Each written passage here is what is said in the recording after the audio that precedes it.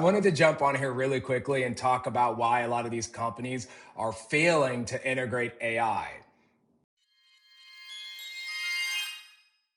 All right, so there is some spin in the media going on right now about AI is not giving them returns, and a lot of companies, when they implement AI, it's just there's no consumer need for it. And I'm going to push back on that because I think for me being in the industry for quite a long time, here's what's really happening.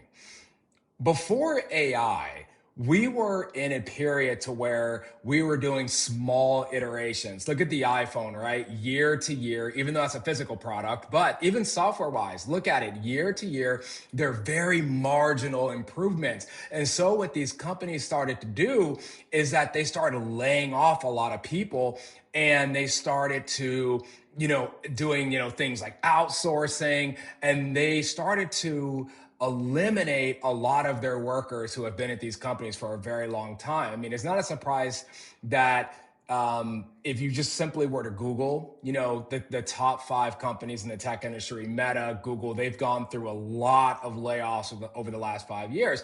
And the reason why that is important is because as these companies started to essentially reduce their budget, they essentially remove the people that would make the change that they needed to integrate AI. In other words, these companies were focused on budgets instead of aptitude.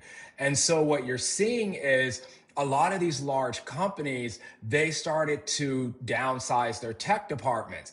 And then now they really haven't hired. I mean, obviously, it's not a surprise that, looking at the economic situation, the unemployment rate is, increasing, and a lot of people have a hard time finding jobs. And so what you're seeing is a lot of companies out there simply don't have the talent to integrate this AI because in the last 10 years, they've been just laying off and reducing their budget. And then now we're in a world to where we need some really strong, innovative workers, right? And again, that could come domestically, that could come overseas. And so I'm not simply saying that outsourcing can't yield great results. What I'm saying is these companies were focused on reducing the budget versus hiring people that have the most talent as it was, let's say, 10 years ago. And so now these companies are in a position where they need to hire. And we'll see if they hire the very talented workforce back. And what I'm seeing right now is that they're not. These companies are drowning with some of these new AI tools and technologies. And unfortunately, what you're going to see is that there are companies that will invest and start hiring that talent, and that's what you're seeing in XAI. That's what you're seeing in OpenAI. They are going out and getting the world's best talent domestically and internationally, whereas a lot of these other companies are simply not doing that. They're even downsizing their companies, which is crazy.